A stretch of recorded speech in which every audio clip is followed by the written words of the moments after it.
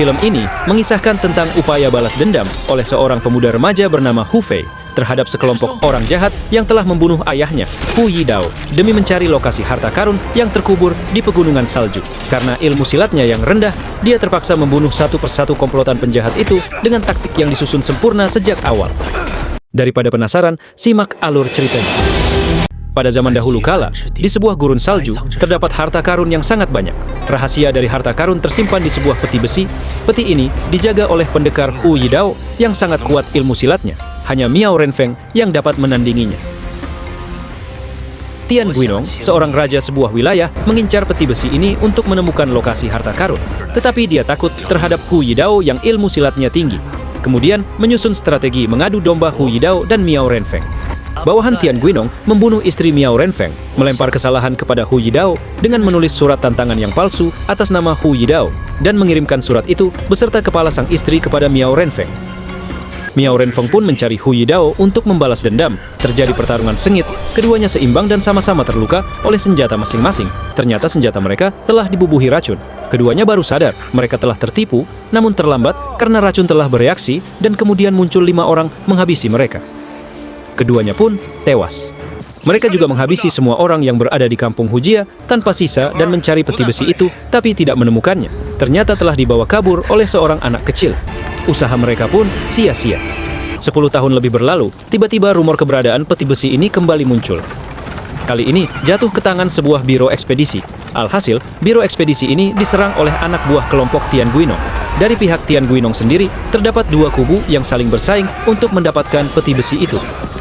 Kubu pertama adalah Tao Bai Sui dan satu lagi adalah Bao Shu.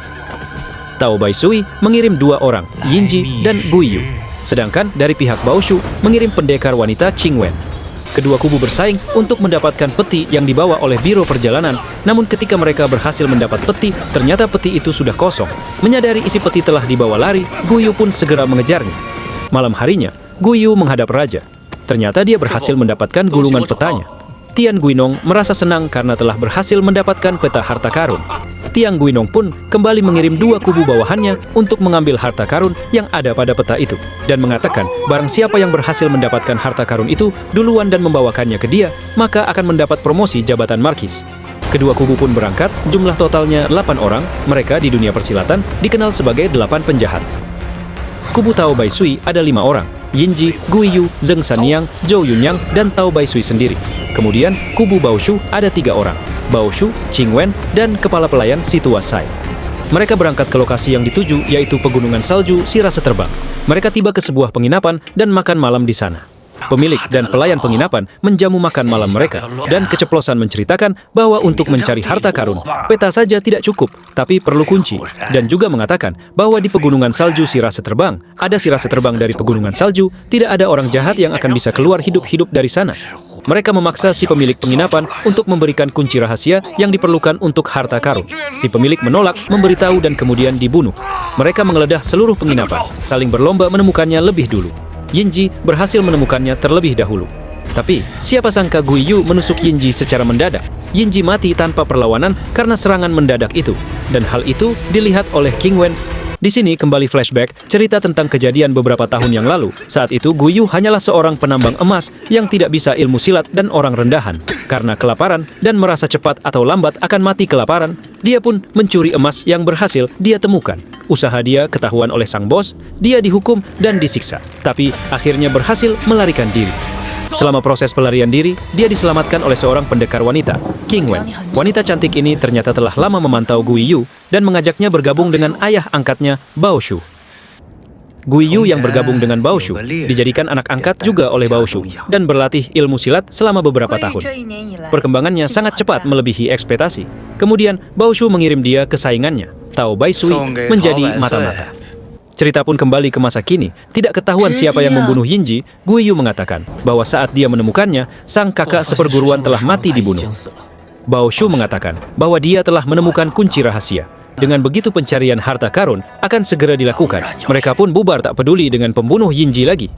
Berkurangnya 1 anggota dan kunci berada di tangan Bao Shu membuat kedudukan kedua kubu menjadi seimbang. Mereka pun berlanjut ke pegunungan salju. Saat di sana, mereka terjebak kabut salju yang sangat tebal dan semuanya jadi terpisah. Atas suruhan Baoshu, Guiyu pun mengincar salah satu lainnya, yaitu Zhou Yunyang. Terjadi pertarungan 1 lawan 1, ternyata ilmu silat Zhou Yunyang lebih tinggi daripada Guiyu dan memiliki senjata rahasia dapat mengubah air arak menjadi es untuk menyerang lawan. Guiyu berlari menghindari serangan Zhou Yunyang, kemudian langsung melompat menyerang Zhou dengan pedangnya. Selang beberapa lama kemudian, Baoshu dan Qin Wen muncul. Guiyu pun segera menyerahkan peta yang ia rebut dari Zhou Yunyang. Dan sebelum mereka pergi, Guiyu mengaku kalau dirinya terkena racun dari Zhou dan hidupnya hanya bertahan selama 4 jam saja. Dan apesnya lagi, yang punya penawarnya hanyalah Tao Bai Sui. Namun Baoshu tak peduli dengan nasib Guiyu dan malah pergi begitu saja. Baoshu, Qin Wen, Sai, dan Guiyu kemudian melanjutkan perjalanannya, yang dimana mereka berakhir di jalan buntu yang dipenuhi kerangka-kerangka. Dalam kesempatan itu, Guiyu dengan cepat lari ke arah Baoshu untuk merebut kunci yang ada di lehernya. Dan di waktu yang sama, puluhan Haina muncul mengepung mereka. Sedangkan Tao Bai Sui melihat mereka dari atas tebing. Di sini terlihat, ternyata Zhou Yunyang masih hidup, dan untuk mengetahui hal tersebut, kita kembali ke sebelumnya, di mana ternyata sebelum pedang Guiyu mengenai Zhou Yunyang, Tao Bai Sui muncul dan menangkis pedang Guiyu. Tao mengutarakan kekecewaannya karena Guiyu sudah dianggap seperti anaknya sendiri. Tao juga mengatakan kalau ia mulai mencurigai Guiyu saat melihat gelas bambu di ruang terbunuhnya Yinji. Guiyu lalu mengatakan kalau ini semua rencana Baoshu yang dari awal tak mau mencari harta karun bersama mereka dan berniat untuk membunuh mereka semua. Guiyu juga mengaku kalau dirinya sudah lama bekerja untuk Baoshu.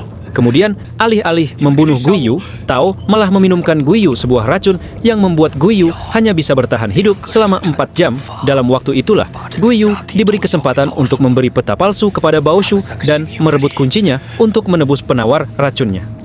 Kita kembali ke Baoshu dan lainnya yang terjebak di sarang Haina. Keempatnya kini berusaha mati-matian melawan sekawanan Haina yang kelaparan. Di waktu yang sama, Baoshu mendapat serangan dari 3 Haina yang langsung membuatnya terkapar. Dan karena banyaknya Haina lain yang muncul, Sai dan Qin Wen pun pergi meninggalkan tubuh Baoshu. Sementara Tao Bai Sui serta muridnya mengejar mereka untuk merebut kuncinya. Zhou Yunyang lalu mengejar Qin Wen sambil beberapa kali memanahnya. Sedang di sisi lain, Sai sembunyi dari kejaran Tao dan tiba-tiba muncul dengan menendangnya sampai jauh. Sai mengingat kejadian 10 tahun yang lalu saat Tao memotong tangan Sai. Kini Sai ingin membalaskan dendamnya. Dengan tangan baru yang disembuhkan oleh seorang tabib, ia lalu melempar Tao dan memukulnya sampai terlempar hingga keluar hutan. Dan saat Sai ingin menyerangnya lagi, Tao menunjukkan ilmunya dengan membagi 2 dirinya. Kemudian untuk akhir pertempurannya, Tao menusukkan pedangnya ke leher Sai hingga ia meninggal total. Saat Tao mencari kuncinya, Guiyu tiba-tiba muncul dari belakang sambil menunjukkan kalau kuncinya ada pada dirinya. Tak hanya itu, Guiyu juga tak ragu membunuh Tao menggunakan pedangnya dengan alasan yang belum jelas. Di tempat lain, Qin Wei dan Zhou Yunyang masih saling serang dengan senjatanya masing-masing. Namun saat Zhou Yunyang berhasil memojokkan Qin Wei, dia malah tergoda dengan kecantikan Qin Wen. Dan saat Zhou mulai teralihkan, Qin Wen menggunakan jurus rahasianya untuk memanipulasi kunang-kunang agar menyengat Zhou. Ketika Zhou mulai tak berdaya, Qin Wen langsung memasukkan belatinya ke jantung Zhou sampai mati. Ternyata di atas pohon sudah ada Zheng yang melihat Qin Wen membunuh Zhou, tapi memang tidak punya niat menolong Zhou dan ingin melawan Qin Wen sendiri. Pertarungan pun tak terhindarkan antara mereka. Setelah terjadi pertarungan yang cukup lama, Zheng berhasil mengikat seluruh tubuh Qin Wen menggunakan benang yang tajam. Saat Qin Wen sudah tidak berdaya dan akan dieksekusi, Guiyu datang memotong benang yang mengikat Qin Wen. Sehingga terjadilah pertarungan antara Guiyu dan Zheng, namun Guiyu juga berhasil diikat benang oleh Zheng. Saat itulah Guiyu mengeluarkan jurus rahasianya, yaitu mengendalikan pedangnya untuk membebaskan dirinya, lalu langsung menusuk Zheng. Guiyu lalu menegaskan tentang siapa dirinya sebenarnya, yang ternyata adalah orang di balik sosok penunggu gunung salju, yaitu si rubah terbang. Tak hanya itu, gua juga ternyata merupakan anak dari Hu Yidao yang berhasil melarikan diri bersama peta serta kunci harta karun, dan nama asli Guiyu adalah Hu Fei. Saat Guiyu berpikir semua telah selesai, tiba-tiba muncul sosok yang tidak diinginkan, yaitu Baoshu yang awalnya diperkirakan sudah tewas digigit oleh sekelompok hiena. Ternyata keahlian rahasia Baoshu adalah saat dia mati. Ada lipan beracun yang selalu dibawanya di dalam kantong, dan jika lipan itu menggigitnya, maka dia akan bangkit lagi tidak jadi mati. Pertarungan antara Guiyu dan Baoshu pun dimulai. Tapi Guiyu tentu saja bukanlah lawan berat bagi Baoshu, sehingga Guiyu dengan mudah dikalahkan oleh Baoshu. Saat Baoshu akan mengakhiri hidup Guiyu, tiba-tiba Qin Wen menikamnya dengan belati dengan alasan sakit hati karena telah dibohongi. Guiyu pun dilempar masuk jurang. Baoshu dan Qin Wen pun berangkat menuju lokasi harta karun. Ternyata tidak benar-benar ada harta karun, karena semua harta karun itu berada di bawah es yang tebal dan dalam, dan jika ingin mengambilnya, sama saja dengan bunuh diri. Saat Baoshu panik menerima kenyataan ini, King Wen tiba-tiba menyerangnya. Baoshu kebingungan akan tindakan putri angkatnya, tetapi berhasil menangkis serangan itu dan menjatuhkan King Wen. Pertarungan berlanjut, tentu saja King Wen tidak berkutik menghadapinya, tetapi berhasil membuat goresan luka kecil dengan belatinya. Dan belati itu ternyata sudah disisipin racun. Racun yang sama yang membunuh Hu Yidao dan Miao Renfeng. Baoshu yang kecewa terhadap putri angkatnya kemudian bersiap untuk melancarkan serangan terakhir untuk membunuh King Wen. Tiba-tiba muncul Hu Fei yang ternyata tidak mati. Rupanya mereka berdua cuma bersandiwara tadinya. Hu Fei mengeluarkan jurus pamungkas ilmu golok keluarga Hu seperti yang pernah digunakan ayahnya, Hu Yidao. Baoshu pun KO terkena satu serangan dadakan maha dahsyat itu. Ternyata baru diketahui bahwa King Wen adalah anak dari Miao Renfeng. Nama aslinya adalah Miao Ruolan. Dia sejak awal bergabung dengan Baoshu adalah untuk rencana balas dendam dengan membuat sebuah rencana megah. Setelah menemukan Hu Fei, kemudian mengajaknya untuk bekerja sama demi membalas dendam orang tua mereka.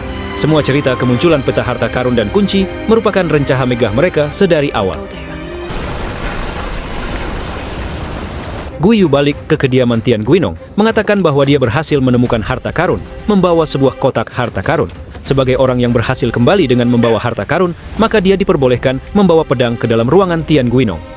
Kotak dibuka Tian Guinong, isinya ternyata adalah kunang-kunang beracun yang merupakan senjata rahasia King Wen. Cerita pun berakhir dan tamat.